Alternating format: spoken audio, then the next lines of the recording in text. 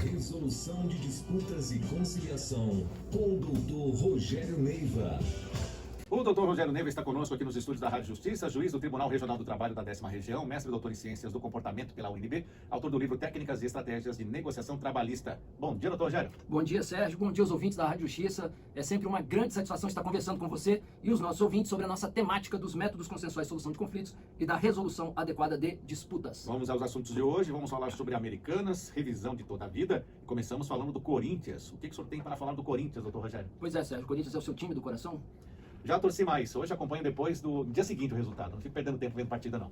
Pois bem, então, para os corintianos em especial, foi veiculada recentemente a notícia de que o Corinthians solucionou um processo por meio de um acordo, e é isso que nos interessa, com um ex-jogador que fazia parte do time, o volante Douglas Augusto.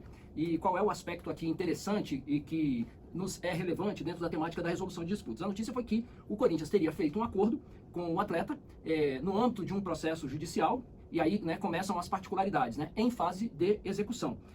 Só que o que aconteceu, né? Então, assim, o primeiro ponto é esse: houve um acordo entre o time e o atleta quanto a um débito reconhecido judicialmente, né? Ou seja, estamos falando de um processo no âmbito do qual o atleta havia ajuizado a ação foi julgada, transitou em julgado e havia sido iniciada a fase de execução.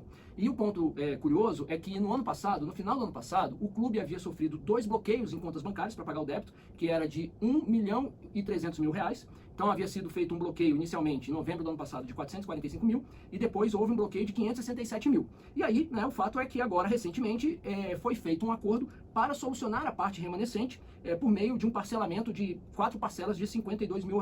Agora, para além, né, de proporcionar a tranquilidade aos corintianos e aos gestores do clube, no sentido de que o clube não terá mais as contas bloqueadas, né, os seus recursos penhorados via Cisbajude, qual é o ponto importante? O primeiro, naturalmente, é que não podemos perder a chance de chamar a atenção para o fato de que sempre é possível solucionar um processo por meio de um acordo, por meio de uma solução autocompositiva, inclusive faz execução. Inclusive, não por acaso, nós sempre comentamos aqui que o Conselho Superior da Justiça do Trabalho promove a Semana Nacional da Execução todos os anos, que tem como um dos objetivos exatamente também solucionar execuções por meio de acordos. Então esse é o primeiro ponto.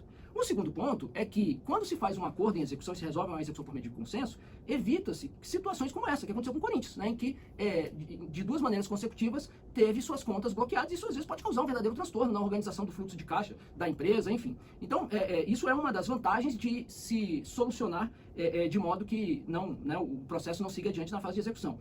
Portanto, né, fica aqui o registro enfatizando que o acordo é uma possibilidade de resolver as execuções. Agora, tem um outro detalhe aqui, puxando aí a orelha, né, dos corintianos e dos gestores do Corinthians, né, é que esse foi um caso que já tinha sido objeto de um acordo, segundo, né, a notícia, já tinha sido objeto de acordo na fase de conhecimento que não foi cumprido, né? Então, o último recado acordo é para ser cumprido. Não por acaso se estabelecem multas e outras sanções que muitas vezes são gravosas, né, e muitas vezes na audiência, né, geralmente, há uma reclamação, a preocupação com a multa, mas é porque a lógica é essa. Portanto, fica aí, de uma maneira ou de outra, né, o registro, né, ainda que tardiamente, né, mas é importante, né, foi importante essa iniciativa de ambas as partes, de resolver esse processo, um processo a menos que o Poder Judiciário, um caso a mais solucionado, salientando, né, que sempre há a possibilidade de se solucionar por meio de forma consensual um processo.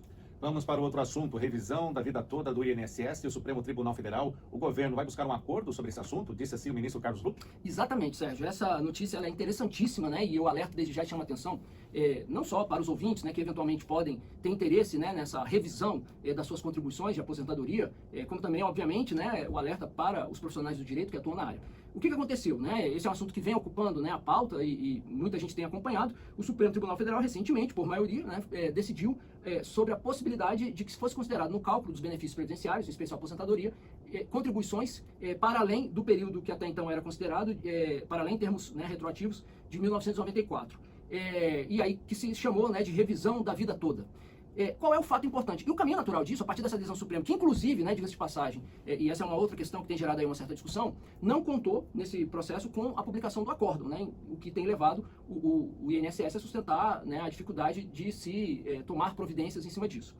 Mas o fato, né, a grande novidade que nós tivemos recentemente foi uma declaração do ministro da Previdência Social, o ministro Carlos Lupe, que sinalizou um interesse, né, pelo menos, né, podemos tomar isso como um interesse inicial, né, até porque se trata aí de uma manifestação política, o interesse do governo em tentar buscar uma solução consensual para se solucionar isso de maneira ampla. E eu vou ler aqui a declaração que o ministro deu, num evento, inclusive, com dirigentes sindicais, um evento que ocorreu na sede da União Geral dos Trabalhadores, da UGT, no qual o ministro Carlos Lupe disse o seguinte: abre aspas, se o cara já está lá cadastrado e o INSS vai ter que pagar, por que não estabelecer um acordo para fazer isso na conta do cidadão, com as nossas possibilidades para garantir que ele não fique recorrendo por mais 5 ou 6 anos?